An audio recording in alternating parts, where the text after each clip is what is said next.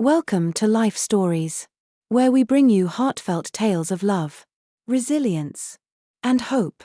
Today, we dive into the incredible journey of a young boy named Bruce, whose unwavering determination to save his mother led him to uncover life-changing truths about his family and himself. It's a story of courage amidst despair, unexpected bonds, and the power of never giving up. Get ready to experience a roller coaster of emotions and valuable life lessons. Don't forget to subscribe to our channel to join us on this journey and never miss another inspiring story. Let's begin today's tale. The air inside our small Detroit home was suffocating that day, heavy with worry and the faint metallic tang of desperation. It wasn't the first time my mom, Amanda, had fallen ill. But this time was different. She lay on the worn couch in the living room, pale and trembling beneath a thin blanket that did nothing to stop the cold sweat dripping from her forehead. Her normally vibrant green eyes, so full of love and fire, were dulled by pain. "Mom, please. We need to go to the hospital," I said, clutching her hand. I tried to sound brave, but I could feel my voice cracking. I was only 8 years old, and the sight of her like this terrified me. She was my whole world, my mom. My best friend. My everything. She had always been strong, taking on life with a determination that amazed me. But now, she seemed so fragile, so unlike herself. Amanda opened her eyes slightly, the effort seeming monumental. "Liam. I can't," she whispered, her voice barely audible. "I'm so tired." Her hand was cold, and it sent a shiver down my spine. Fear gripped me in a way I'd never felt before. She was the one who always fixed things, always made the world seem okay even when it wasn't. Now, it was my turn, and I didn't know how. I glanced around the cramped living room, looking for something, anything, that could help. Our small house, with its peeling wallpaper and threadbare carpet, was a testament to her hard work and sacrifices. She had given everything to keep us going after my dad, whoever he was, left before I was even born. But now, it felt like the walls were closing in, like the life we had built together was crumbling. "I'll get you there, Mom," I said with more confidence than I felt. "Hold on tight." I found her bag with her documents and managed to help her stand. Her weight pressed against me, heavy and unsteady, but I didn't care. She groaned in pain with each step we took toward the door. Every second felt like a countdown to something I didn't want to think about.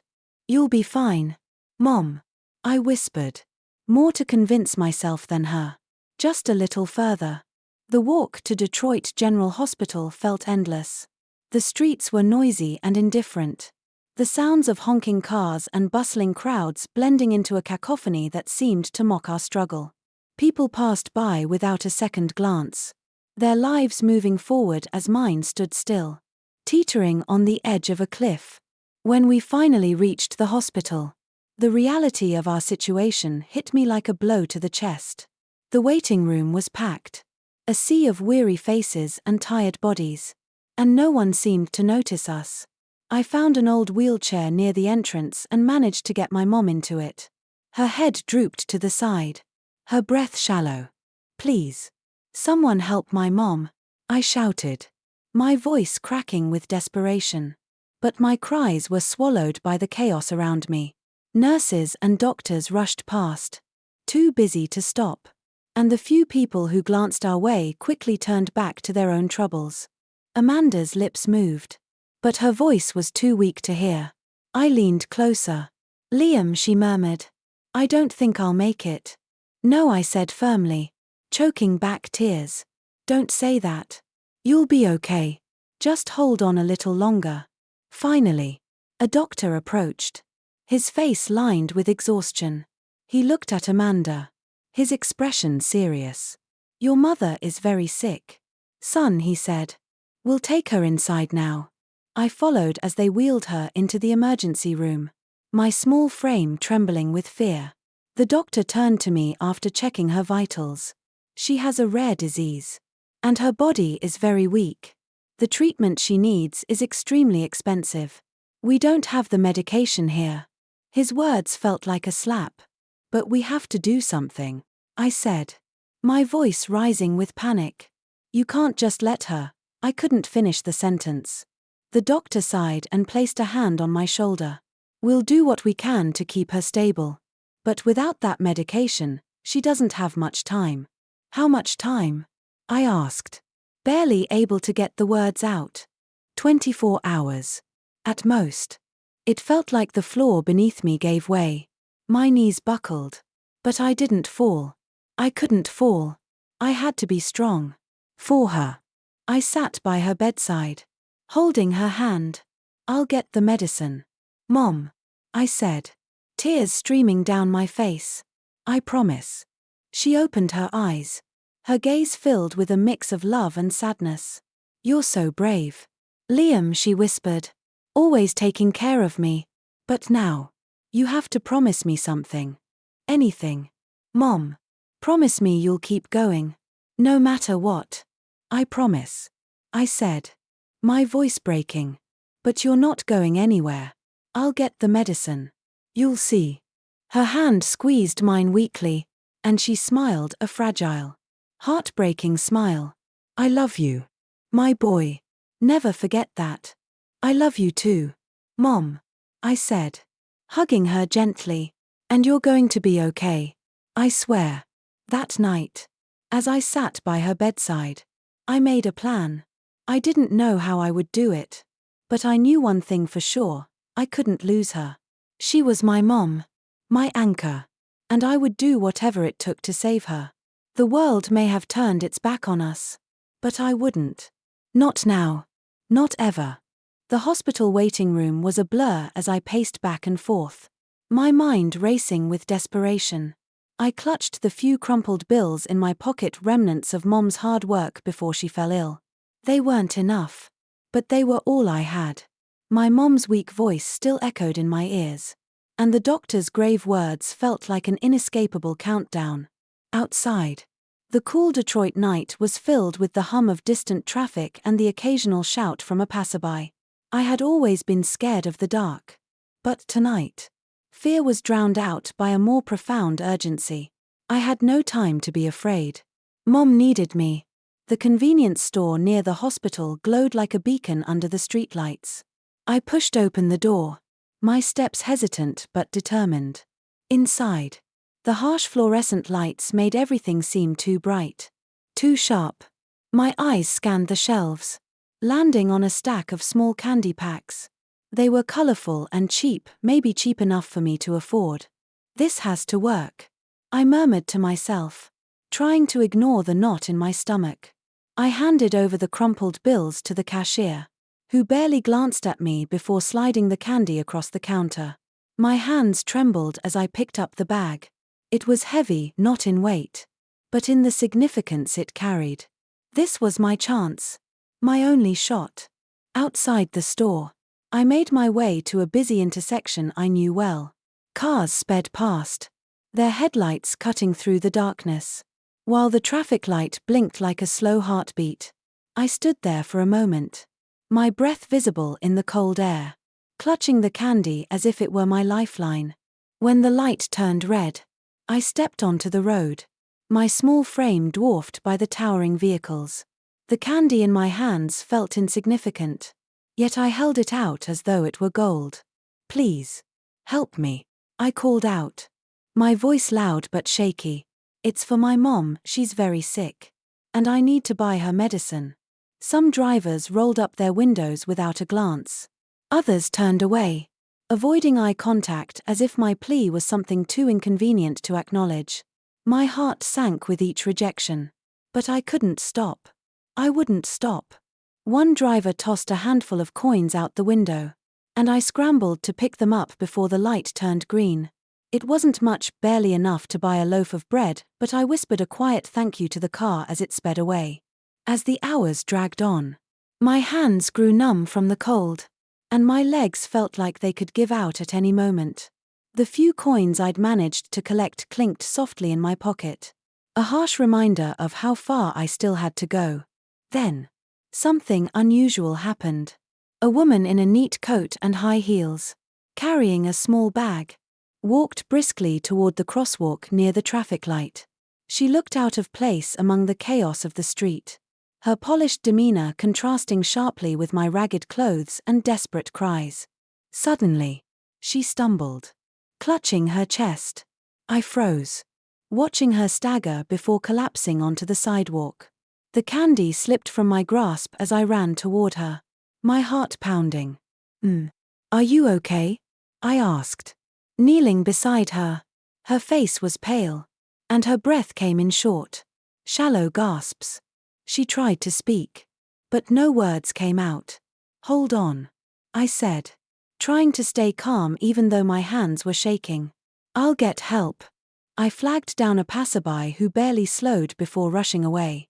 The city moved around us as though nothing had happened. Indifferent to the woman's pain, I clenched my fists, anger and desperation surging through me. Then I remembered the old cell phone Mom had insisted I carry for emergencies. I fumbled to pull it from my pocket, my fingers stiff from the cold. I dialed 911, my voice cracking as I explained the situation.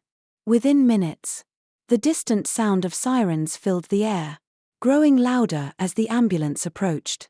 I stayed by the woman's side, holding her hand as she struggled to breathe. It's going to be okay, I said, though I wasn't sure if I believed it. Just hold on a little longer. When the paramedics arrived, they worked quickly, asking me a few questions before lifting her onto a stretcher. One of them turned to me, his expression a mix of confusion and curiosity. Are you her son? He asked. No, I said quietly. I just saw her fall and wanted to help. The woman opened her eyes briefly as they loaded her into the ambulance. Her gaze found mine, and for a moment, there was something there, gratitude, perhaps, or maybe surprise. What's your name? She asked, her voice faint. Liam, I replied. Liam Carter. She gave a weak smile before the paramedics shut the doors, and the ambulance pulled away. As I stood there, soaked in the cold glow of the streetlights, I realized something. Even in my desperation, even when the world seemed to turn its back on me, I couldn't ignore someone else's pain. It was what Mom had taught me, to help when you can, no matter how small the gesture. But as the taillights of the ambulance disappeared into the distance, reality crashed back down on me. Mom was still in the hospital, and I was no closer to getting the money for her medicine. I picked up the scattered candy from the ground, clutching it tightly. There wasn't time to waste. The night deepened, and the cold felt sharper as I returned to the traffic light. My hands were trembling, not just from the chill but from the weight of everything riding on these small packets of candy. The woman I had helped lingered in my thoughts, her gratitude a faint glimmer in a world that felt increasingly dark. But I couldn't let myself get lost in those emotions. Mom was still waiting for me. I took a deep breath and stepped onto the street again. The glow of headlights made my shadow stretch long across the wet pavement.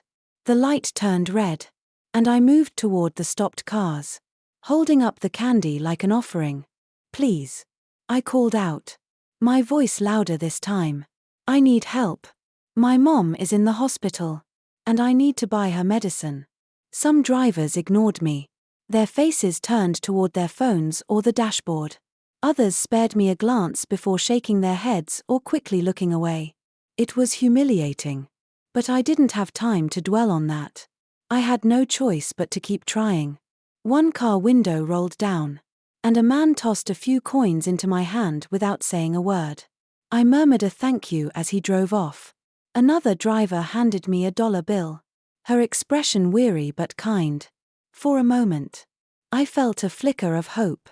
Maybe, just maybe, I could do this. The minutes dragged into hours, and exhaustion began to seep into my bones. My legs ached, and my throat was raw from shouting. The pile of coins and crumpled bills in my pocket was growing, but not fast enough. At this rate, it would take days to collect the money I needed. And Mom didn't have days. As the light turned green again, I stepped back onto the sidewalk to catch my breath. The night felt heavier than ever, and the city's indifference pressed down on me like a weight. The candy packs in my hands seemed so small now, so useless.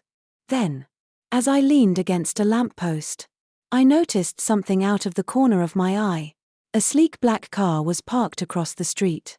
A man in a sharp suit was stepping out, shielding himself from the drizzle with a black umbrella.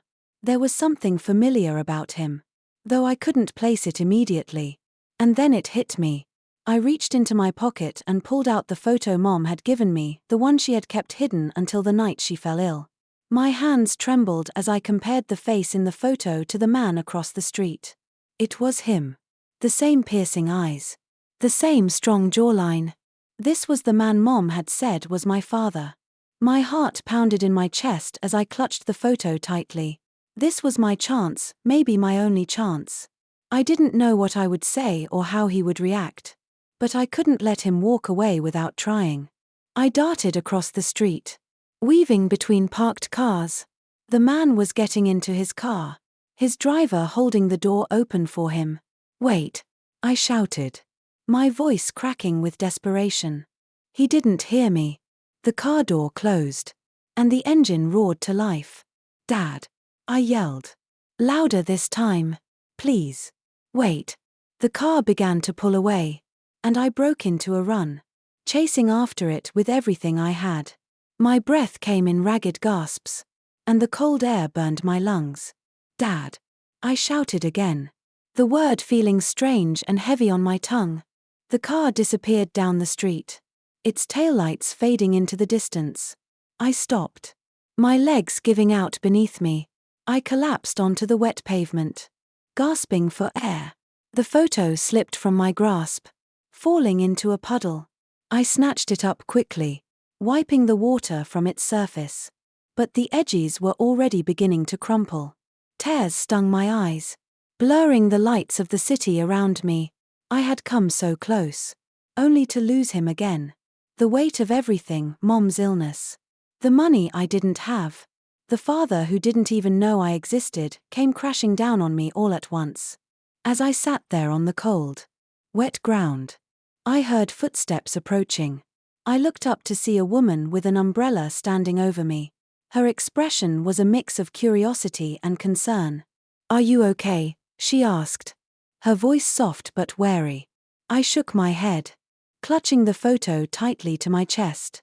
"I need to find him," I said, my voice breaking.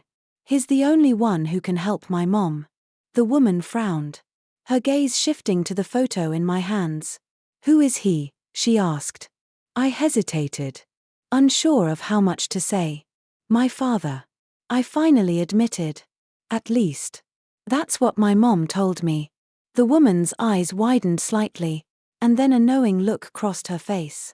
"That man, his Jimmy Caldwell, isn't he?" she asked. I nodded, surprised that she recognized him. "You know him?" I asked, a flicker of hope reigniting. "Everyone knows him," she said with a small laugh. "He's one of the richest men in the city. If you're looking for him, he's probably at the Caldwell building downtown. That's where his offices are."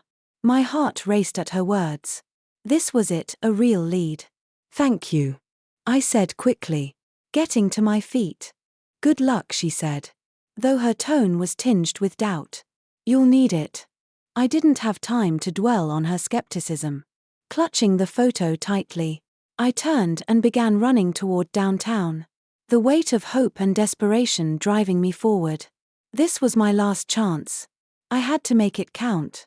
The city streets stretched out before me, vast and daunting in the quiet of the night. The drizzle had turned into a steady rain, soaking my clothes and chilling me to the bone. But I didn't care. My legs ached from running. But I pushed on, clutching the photo as if it were a lifeline. The woman's words echoed in my mind. "Jimmy Caldwell. Caldwell Building, downtown." I had no idea what I would say when I got there or if he would even listen to me. But I couldn't afford to think about that now. Mom's life depended on this, and I had to keep moving. As I reached downtown, the lights of the towering skyscrapers illuminated the dark streets. The Caldwell building stood out among them, its name emblazoned in bold letters above the entrance. It was massive, its glass facade gleaming even in the rain. People in suits moved in and out, their umbrellas forming a sea of black as they hurried through the night. I hesitated for a moment, feeling the weight of my soaked and shabby appearance. My reflection in the glass door was a stark contrast to the polished people entering the building. But there was no time to let insecurity stop me. Taking a deep breath, I pushed through the revolving door. Inside, the lobby was pristine, with marble floors that gleamed under the fluorescent lights. A chandelier hung above, casting a warm glow over the space. The scent of fresh flowers filled the air. I stood there, shivering, dripping rainwater onto the floor as the other occupants of the lobby glanced at me with thinly veiled disgust. I scanned the room, my eyes landing on the front desk. A receptionist, dressed impeccably in a black suit, was typing on her computer. Her expression was one of calm efficiency until she looked up and saw me. Her brow furrowed, and her gaze flickered to the security guards standing nearby. I approached the desk, my heart pounding. "I need to see Jimmy Caldwell," I said, my voice shaky but firm. The receptionist raised an eyebrow, her expression shifting to disbelief. "Do you have an appointment?" she asked. Her tone clipped. "No," I admitted. "But it's important. He's my dad."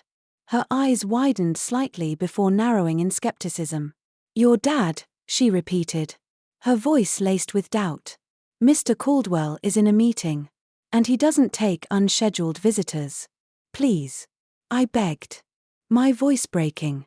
"It's about my mom. She's really sick, and I don't know what else to do. He's the only one who can help." The receptionist's lips pressed into a thin line. "I'm sorry, but I can't let you in without an appointment." Desperation surged within me. I turned away from the desk, my gaze darting toward the elevators. Before I could think better of it, I bolted toward them, dodging around a group of business people.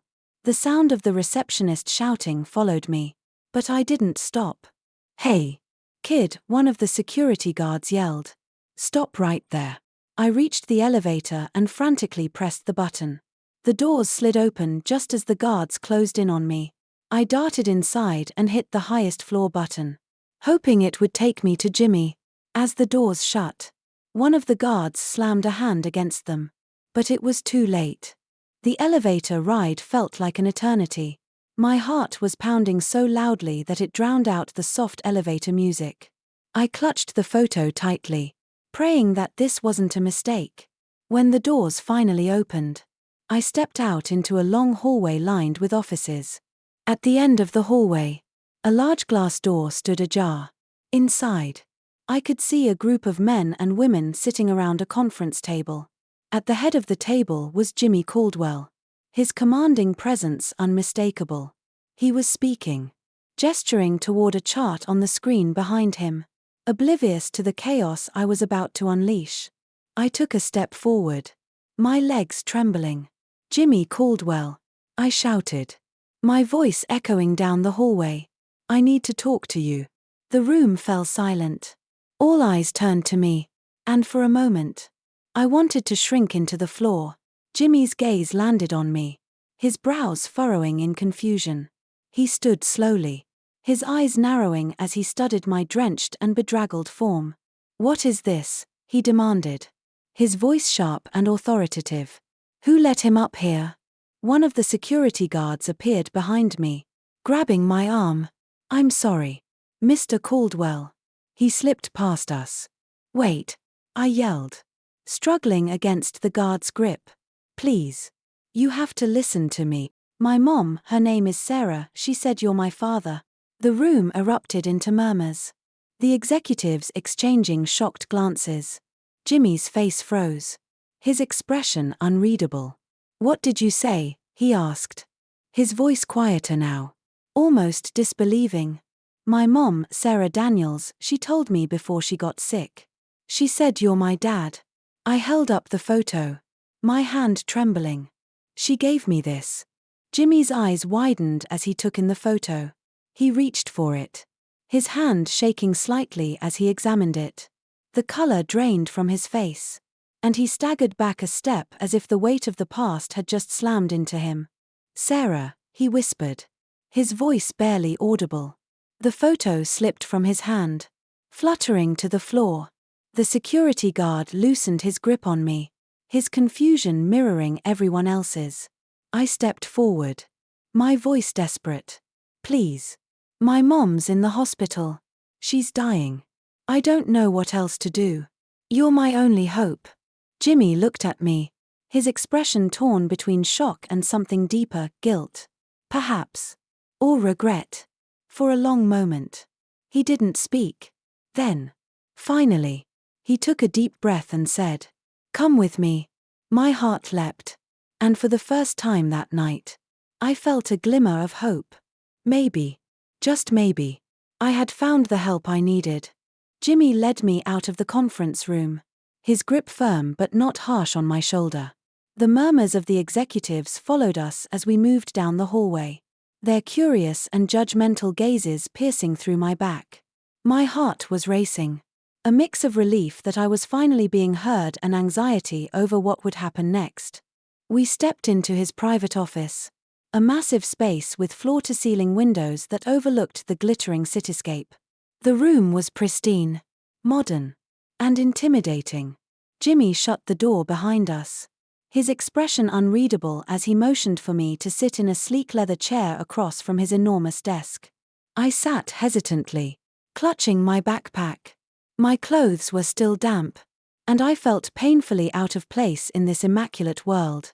Jimmy remained standing, pacing behind his desk with the photo still in his hand. He glanced at it again, his brow furrowed deeply. "Sarah Daniels," he said slowly, as though the name itself was a puzzle he was trying to piece together.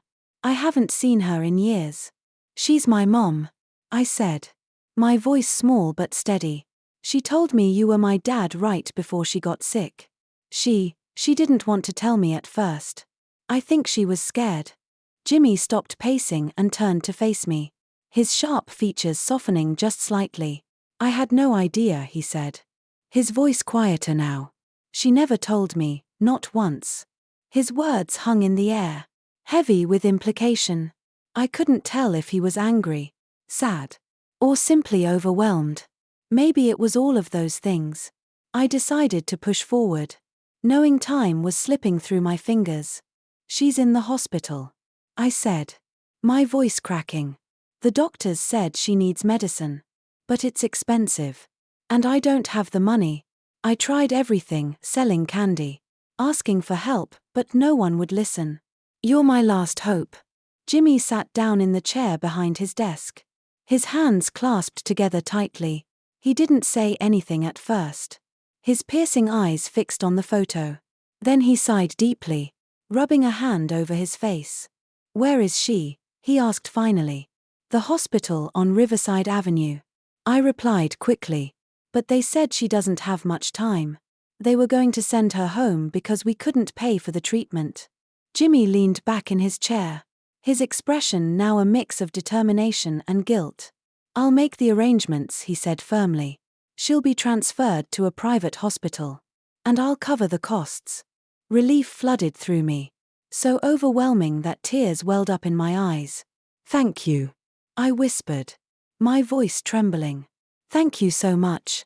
Jimmy stood abruptly, grabbing his phone and making several calls.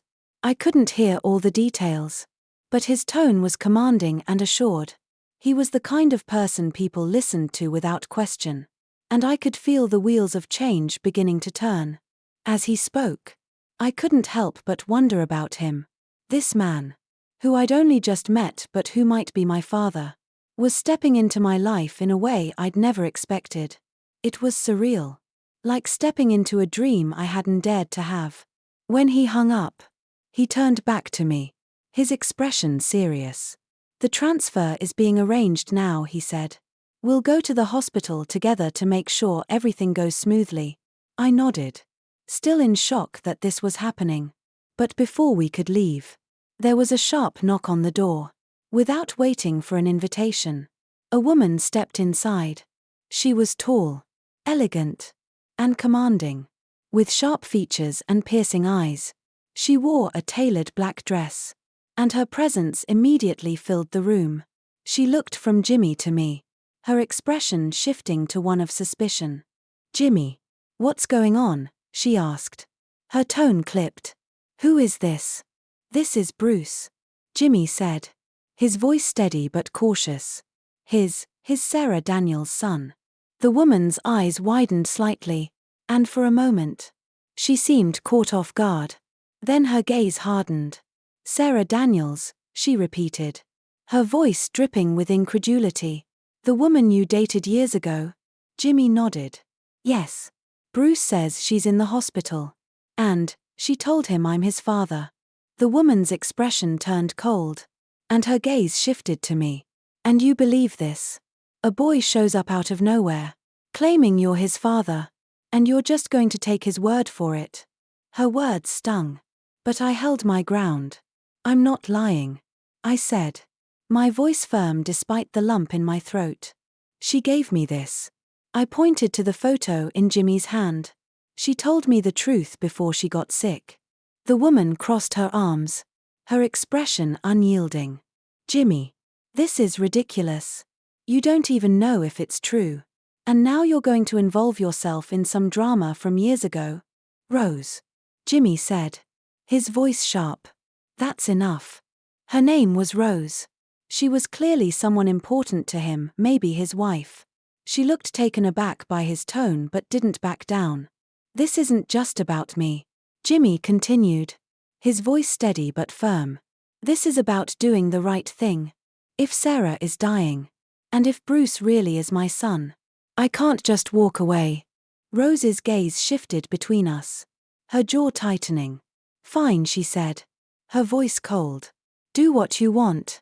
But don't expect me to stand by and watch you throw everything away for this." With that, she turned on her heel and stormed out, the door slamming behind her. The tension in the room was suffocating. But Jimmy didn't waver. He looked at me, his expression softening. "Let's go," he said. "We don't have time to waste." I nodded, following him out of the office. As we stepped into the elevator, I couldn't help but glance back at the door Rose had disappeared through. I didn't know what this would mean for Jimmy or for me, but for the first time, I felt like I wasn't completely alone. The drive to the hospital was silent, except for the rhythmic hum of the car engine. I sat in the passenger seat, clutching my backpack tightly against my chest. The events of the last few hours had left my mind spinning. I'd found the man my mom claimed was my father, and now he was taking me to help her. It felt surreal, almost too good to be true. But the memory of Rose's icy gaze and sharp words lingered like a shadow, reminding me that nothing was simple. Jimmy, seated beside me, was focused on the road, his jaw set in a determined line. He hadn't spoken since we left his office, and I couldn't tell what he was thinking. Was he regretting his decision to help? Was he angry at Rose? Or was he simply overwhelmed, as I was, by everything that had unfolded? Finally, I mustered the courage to break the silence. "Thank you for doing this," I said quietly, my voice barely audible over the engine's hum. I didn't know where else to turn. Jimmy glanced at me briefly, his expression softening. "You don't need to thank me, Bruce," he said.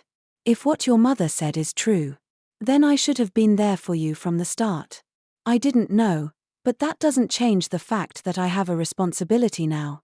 His words carried a weight that both comforted and unsettled me. I wasn't used to anyone taking responsibility for me. My mom had always been my rock, the one person I could count on. Hearing Jimmy speak that way gave me hope, but it also felt fragile, like it could shatter at any moment. We arrived at the hospital, the glowing red letters of Riverside Medical Center standing stark against the night sky. The parking lot was dimly lit, and the heavy air of worry that seemed to hang over all hospitals hit me as soon as I stepped out of the car. I followed Jimmy inside, my heart pounding harder with every step. At the front desk, Jimmy immediately took charge. His commanding presence seemed to draw attention. And within minutes, he had spoken to the staff and confirmed that my mom's transfer to a private facility was already in progress. I stood by, feeling small and powerless, but grateful that he was handling things so efficiently. "Let's go see her," Jimmy said, turning to me after signing a few forms. He didn't wait for a response, and I quickly followed him through the maze of sterile white hallways. When we reached my mom's room, I hesitated at the door. I wasn't sure what to expect. The last time I'd seen her, she had been pale and barely conscious, her breaths shallow and labored. I was terrified that she might look even worse now. Jimmy seemed to sense my hesitation and placed a reassuring hand on my shoulder. "Take your time," he said gently. "I'll be right here." I nodded and stepped inside. The room was quiet except for the soft beeping of machines. My mom lay on the bed, her face still pale but peaceful. Her chest rose and fell in a steady rhythm. And for a moment, I felt a flicker of relief. She was still here. She was still fighting. "Mom," I whispered. Moving to her side, I reached for her hand, which felt cold but familiar in mine. "It's me, Bruce. I'm here." Her eyelids fluttered slightly, and I held my breath, hoping she might wake up. But she remained still, her breath slow and even. I swallowed hard, fighting back the tears that threatened to spill. Jimmy entered the room quietly, standing a few feet behind me. He watched my mom with a somber expression, his hands stuffed into his pockets. "She's a fighter," he said softly, as though speaking more to himself than to me. "I remember that about her." I turned to him, surprised. "You do?" He nodded, his gaze distant. "Your mother and we didn't part on the best terms. But she was always strong, determined. I see that in you too." His words caught me off guard, and I didn't know how to respond. Instead, I turned back to my mom, holding her hand tightly as though it would keep her tethered to me. A nurse entered the room, breaking the heavy silence. "The transfer team will be here shortly," she said, addressing Jimmy. "They'll take her to St. Clair's private hospital. Everything has been arranged." "Thank you," Jimmy said, his voice steady. He turned to me. "It's a better facility, Bruce. She'll get the care she needs there." I nodded, unable to speak. I didn't know how to express the mix of gratitude and fear swirling inside me. All I could do was hope that this transfer would be the turning point, that my mom would finally have a chance to get better. The minutes passed slowly as we waited for the team to arrive. Jimmy stayed in the room with me, his presence both comforting and strange. He felt like a stranger in so many ways. Yet he was stepping into my life in a way no one else ever had. When the transfer team finally arrived, they worked quickly and efficiently, moving my mom onto a stretcher and preparing to transport her. I followed them out of the room, my heart pounding as they wheeled her down the hallway. Jimmy stayed by my side, his steady presence a quiet reassurance. As we reached the ambulance, Jimmy placed a hand on my shoulder again. "She's in good hands," he said. "I'll make sure of it." I nodded, unable to find the words to respond. Watching the ambulance doors close felt like watching a piece of myself being taken away. But I clung to the hope that this was the beginning of something better. Jimmy looked down at me, his expression serious but kind. "You're coming home with me tonight," he said firmly. "We'll figure everything else out tomorrow." I hesitated, the weight of everything that had happened pressing down on me. But as I looked into his eyes, I saw a determination that gave me the tiniest sliver of hope. Maybe, just maybe, things were finally starting to change. Jimmy's house was nothing short of overwhelming. As the car pulled up to the sprawling estate, its grand facade loomed before me, illuminated by the soft glow of ornate garden lights. Tall, wrought iron gates swung open as we approached, revealing a driveway lined with perfectly manicured hedges. I had never seen anything like it. I clutched my backpack tightly, feeling completely out of place. The house was massive. Its towering windows and elegant architecture exuding wealth and privilege, worlds away from the modest home my mom and I had shared. My heart raced as I stepped out of the car, unsure of what awaited me inside. Jimmy led the way, his strides confident but not hurried. "Come on," he said, glancing back at me. His tone was gentle, almost reassuring, but it did little to calm the storm of anxiety swirling in my chest. I followed him up the stone steps to the grand entrance. As the doors swung open, the sheer scale of the foyer made me stop in my tracks. The marble floors gleamed under a massive crystal chandelier, and an intricately carved staircase spiraled upwards. It was like stepping into a movie set, unreal and intimidating. Jimmy noticed my hesitation and paused. "It's just a house, Bruce," he said with a small smile. "You'll get used to it." I doubted that. I couldn't imagine ever feeling at home in a place like this. But I nodded and forced myself to keep moving, trailing behind him as he led me deeper into the house. Rose was waiting in the living room, seated on a plush white sofa. Her posture was stiff, her arms crossed tightly over her chest.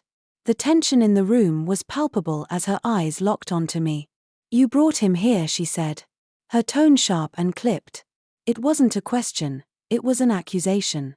Jimmy met her gaze, his expression calm but firm. "Yes, I did," he replied. "He's staying here tonight. We'll discuss everything else tomorrow." Rose's eyes flicked to me, her lips pressing into a thin line. "This is absurd. Jimmy, you're making decisions that affect both of us without even consulting me." "I didn't have time to consult anyone," Jimmy shot back, his voice steady but edged with frustration. "His mother is fighting for her life in the hospital. He has nowhere else to go. What was I supposed to do? Leave him on the street?" Rose stood, her movements rigid. "You should have thought about what bringing him here would mean for us, for our life, our marriage, before making this decision." Jimmy sighed, running a hand through his hair. "I'm not going to argue with you about this right now, Rose. It's been a long day, and Bruce needs a place to rest. We'll talk tomorrow." Rose's eyes narrowed, but she didn't argue further. Instead, she turned on her heel and left the room, her heels clicking sharply against the marble floor. The sound echoed in the silence she left behind. I shifted uncomfortably, staring down at the floor. "I didn't mean to cause any trouble," I mumbled, my voice barely audible. Jimmy turned to me, his expression softening. "You didn't," he said firmly. "This is on me. Don't worry about it." He motioned for me to follow him again, and I did, still clutching my backpack like a lifeline. He led me upstairs to a guest room at the far end of the hall. The door creaked open to reveal a spacious, immaculately decorated room with a large bed, a desk, and a window overlooking the garden. It was more luxurious than anything I'd ever seen, let alone slept in. "This is your room for now," Jimmy said. "There's a bathroom just down the hall. If you need anything, let me know." I nodded, unsure of how to respond. "Thank you," I murmured. Jimmy hesitated for a moment, as if he wanted to say more, but then he gave me a small nod and left, closing the door behind him. I stood there for a moment, taking in my surroundings. It felt like I was in a stranger's house, a stranger who had decided, for reasons I couldn't fully understand, to help me. I set my backpack down by the bed and sat on the edge, my hands resting in my lap. The weight of the day's events pressed down on me, and I felt a lump rise in my throat. Everything had happened so fast, meeting Jimmy, hearing my mom's name from his lips, watching Rose's hostility unfold. And through it all, the fear for my mom's life had never left me. The sound of a knock on the door startled me. "Come in," I called, my voice shaky. A woman, dressed in a crisp uniform, stepped inside carrying a tray. "Mr. Jimmy asked me to bring you something to eat," she said with a kind smile. She set the tray down on the desk, a bowl of soup, a sandwich, and a glass of juice. "Thank you," I said, my stomach growling at the sight of the food. I realized I hadn't eaten all day. She nodded and left, closing the door softly behind her. I ate in silence, the warm soup soothing the chill that seemed to have settled in my bones. But even as I filled my stomach, the heaviness in my chest remained. After finishing the meal, I took a quick shower and changed into the clean clothes Jimmy had provided. The warm water and fresh clothes helped ease some of my tension. But I couldn't shake the feeling of being out of place. I crawled into the bed, pulling the thick comforter up to my chin. The mattress was soft, the room warm and quiet. But sleep didn't come easily. My thoughts were with my mom, lying in a hospital bed miles away. What if the transfer hadn't been enough? What if I'd found Jimmy too late? As the hours dragged on, I stared at the ceiling, the darkness of the room doing nothing to quiet my racing mind. The next morning, I woke to the sound of quiet knocking at the door. For a moment, I didn't remember where I was, and the unfamiliar surroundings made my heart race. Then, the events of the previous day came flooding back, and my chest tightened. "Come in," I said, my voice groggy. Jimmy stepped inside, dressed in a sharp suit. He looked as though he had been up for hours, his face tense with unspoken thoughts. "Good morning, Bruce," he said gently. "Did you manage to get some rest?" I nodded, though the truth was I had barely slept. My mind had been consumed with thoughts of my mom and the uncomfortable tension I had felt in the house. "Yeah, a little," I replied. "Good," he said, though his expression remained strained. "I just got off the phone with the hospital. They said your mom is stable, but she's still in a delicate condition. I was thinking we could go visit her together later today." Relief washed over me, but it was tempered by the persistent worry that she wasn't out of danger yet. "Thank you," I said quietly, my hands clutching the edge of the blanket. Jimmy hesitated for a moment, then took a seat on the chair by the desk. "Bruce, I know things have been overwhelming lately," he began, "and I know being here can't be easy for you. I just want you to know that I'm going to do everything I can to help you and your mom. I don't want you to feel like you're alone in this." His words were sincere, and I felt a lump rise in my throat. I didn't know how to respond, so I just nodded. Jimmy gave me a small, reassuring smile before standing. "Why don't you get ready? I'll meet you downstairs in a bit." After he left, I quickly got out of bed and dressed. The clean clothes Jimmy had given me the night before were simple but comfortable. And for once, I didn't feel like I stood out as much. When I made my way downstairs, I found Jimmy waiting in the kitchen with a plate of pancakes set on the counter. "I thought you might be hungry," he said, sliding the plate toward me. I muttered a quiet thanks and sat down, though the food felt heavy in my stomach. Jimmy watched me for a moment before speaking again. "Bruce, there's something I need to talk to you about before we go to the hospital." I looked up at him, unsure of what he was about to say. "It's about Rose," he said, his tone careful. "Last night, things got heated between us. She's having a hard time accepting everything that's happened. But I don't want you to blame yourself for that." I dropped my gaze, the guilt settling over me like a heavy weight. "It's my fault," I mumbled. "If I hadn't shown up, you wouldn't be fighting." Jimmy shook his head. "No, Bruce. This isn't your fault. Relationships are complicated, and sometimes life throws things at us that we aren't prepared for. But none of this is on you. Do you understand?" I nodded, though I wasn't sure I fully believed him. The memory of Rose's cold gaze and sharp words still lingered in my mind. After breakfast, Jimmy grabbed his car keys, and we headed to the hospital. The drive was quiet, the tension in the air almost palpable. I stared out the window, my thoughts consumed with my mom. When we arrived, the sterile smell of the hospital hit me like a wave, and my stomach churned with anxiety. As we walked down the hallway toward her room, my heart pounded in my chest. What if something had changed? What if she wasn't as stable as they said? The fear clawed at me with every step. When we reached her room, I hesitated outside the door. Jimmy placed a hand on my shoulder, giving me a gentle squeeze. "Go on," he said. "She's waiting for you." I pushed the door open and stepped inside. My mom was sitting up in bed, her pale face turned toward the window. When she saw me, her eyes lit up, and a weak smile spread across her lips. "Bruce," she said, her voice soft but filled with warmth. "Mom." I ran to her side, wrapping my arms around her as carefully as I could. Tears streamed down my face as relief flooded through me. I was so scared. I whispered. She stroked my hair gently, her touch weak but comforting. "I'm here, sweetheart," she said. "Thanks to you." I pulled back slightly, my hands still gripping hers. "It wasn't just me," I said, glancing over my shoulder at Jimmy.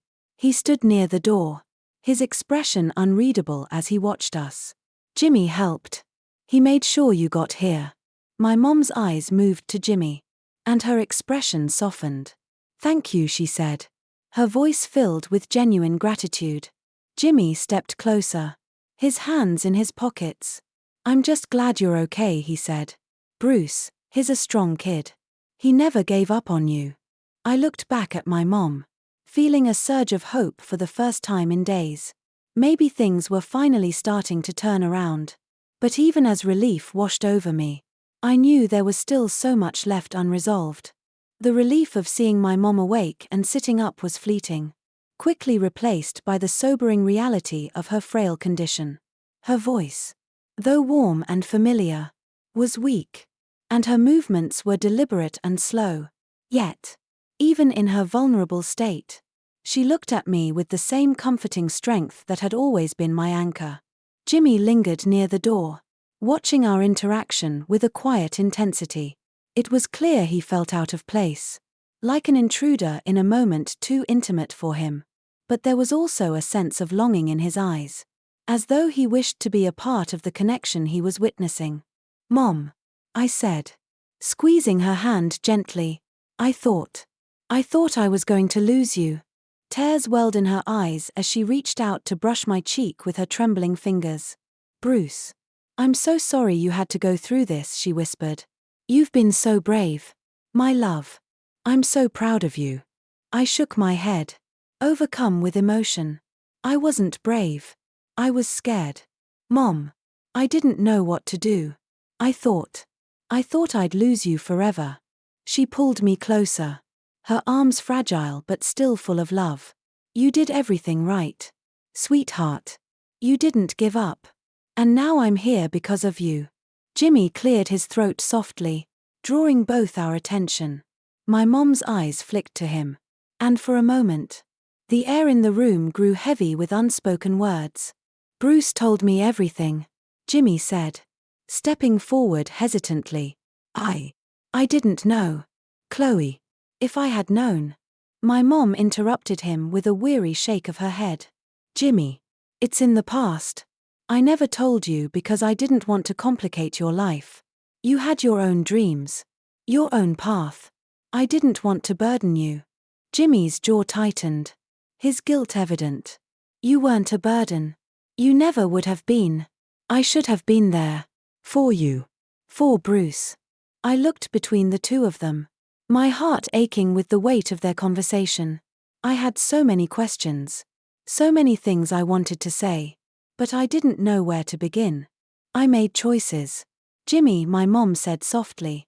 "I thought I was protecting him. But maybe I was wrong." Jimmy hesitated, then placed a hand on the back of the chair near her bed. "It's not too late to fix this," he said. "I want to be there for both of you. I can't change the past, but I can try to make up for it now." My mom's eyes softened, and she nodded slightly, though I could see the doubt and exhaustion in her expression. "We'll see," she murmured. The conversation left me feeling both hopeful and uneasy. For so long, it had just been my mom and me against the world.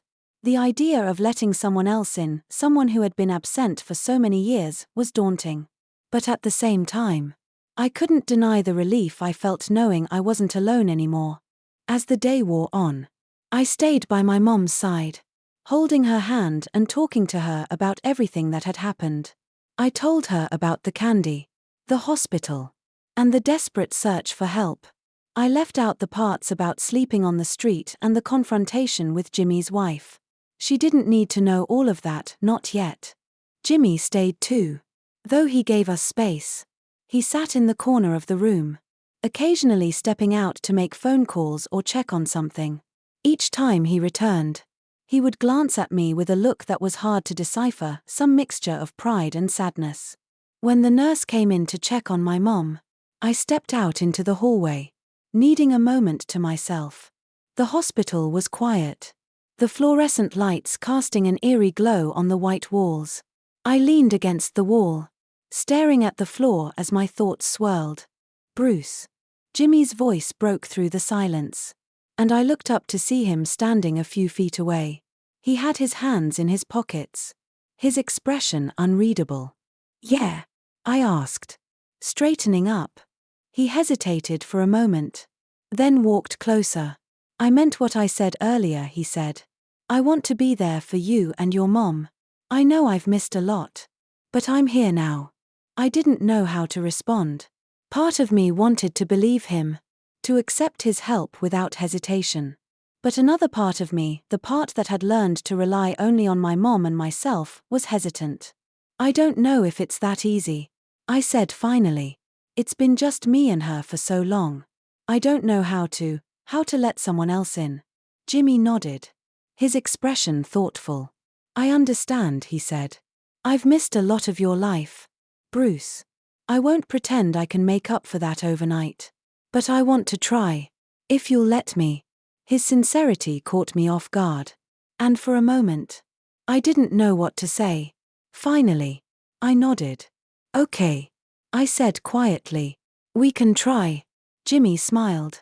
A small but genuine smile that made him seem less like the distant figure I had imagined and more like someone I could trust. "Good," he said. "We'll start there." It wasn't a perfect resolution, but it was a start. For the first time in what felt like forever, I allowed myself to feel a glimmer of hope. Maybe, just maybe, things could get better. The next few days were a whirlwind of emotions and adjustments. My mom's condition stabilized, and the doctors were optimistic about her recovery. She was weak and needed rest, but her spirits were lifted by the news that her treatment was now being fully covered. Knowing she wouldn't have to face the financial burden alone brought a sense of peace that we hadn't felt in years. Jimmy stayed close, making arrangements for her care and ensuring that everything was handled without delay. He visited her daily, often bringing fresh flowers or small gifts to brighten her room. He was attentive, patient, and kind, qualities I hadn't expected but was starting to appreciate. For the first time, I allowed myself to see him not as a stranger, but as someone who genuinely cared. But it wasn't all smooth sailing. There was still tension in the background, and it came in the form of Rose. Although she had agreed to let me and my mom stay temporarily at their home while we figured things out, her demeanor was cold and distant. She avoided me whenever possible and barely acknowledged my mom during the few visits she made to the hospital. I couldn't blame her entirely. Her life had been disrupted in ways she couldn't have anticipated. But the weight of her disapproval hung over me like a dark cloud, and I found myself constantly walking on eggshells around her. One evening, after a particularly tense interaction with Rose, I sat alone in the guest room of Jimmy's house, staring at the photo of him that my mom had given me. The edges were crumpled, and the colors had faded slightly from being exposed to the rain. But it was still intact. I ran my fingers over the image, trying to make sense of everything that had happened. "Hey!" Jimmy's voice startled me, and I quickly hid the photo under my pillow as he stepped into the room. "Mind if I come in?" I shrugged, not meeting his eyes. "Sure." He sat down on the edge of the bed, his hands resting on his knees. "I know this hasn't been easy for you," he said after a moment. "And I know things with Rose, well, they're not great right now. But I want you to know that you're not alone in this." I nodded, still not looking at him. "It's just a lot," I admitted quietly. I feel like I'm messing everything up. Jimmy shook his head firmly. You're not messing anything up, Bruce. This is a complicated situation for everyone. But none of this is your fault. You've been through more than most kids your age should ever have to face. And you've handled it with more courage than I could have imagined. His words surprised me. And I finally looked up at him. There was no trace of pity in his eyes. Only genuine respect and understanding. For the first time, I felt a flicker of something I hadn't dared to feel in a long time: trust. Thanks, I said, my voice barely above a whisper. Jimmy smiled. A small but reassuring smile. I mean it, he said. And I want you to know that I'm here for the long haul. I'm not going anywhere. His promise meant more to me than I could put into words. But I still couldn't shake the lingering doubts. What if things fell apart? What if Rose convinced him to send us away? The uncertainty was exhausting. As if sensing my hesitation, Jimmy added, I know it's going to take time for us to figure all of this out. But we'll get there. Together.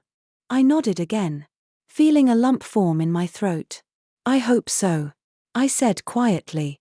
Over the next few days, Jimmy's actions spoke louder than his words. He arranged for my mom to be moved to a rehabilitation facility where she could continue her recovery in comfort. He also hired a social worker to help us navigate the next steps, including finding a stable home for us once my mom was well enough. Despite Rose's icy demeanor, I started to feel a sense of stability that had been missing from my life for so long. For the first time, I allowed myself to imagine a future that wasn't overshadowed by fear and uncertainty. One afternoon, as I sat in the hospital garden with my mom, she turned to me with a thoughtful expression. Bruce, she said softly, how are you feeling about everything? About Jimmy? I hesitated, unsure how to put my thoughts into words. I don't know, I admitted. It's weird. I'm still getting used to having him around. But I think he's trying. And I think he really cares. She smiled, her eyes glistening with unshed tears. He does, she said. I can see it in the way he looks at you. He regrets not being there. But he's trying to make up for it now. I looked down at my hands, fidgeting with a loose thread on my sleeve. Do you think we can be a family? I asked hesitantly. Her smile grew, and she reached out to take my hand. I think we already are, she said. It might not look like a traditional family, but we have each other. And that's what matters. Her words stayed with me as we made our way back inside. For the first time in a long time, I felt a glimmer of hope, a fragile but growing belief that maybe, just maybe, things could finally get better.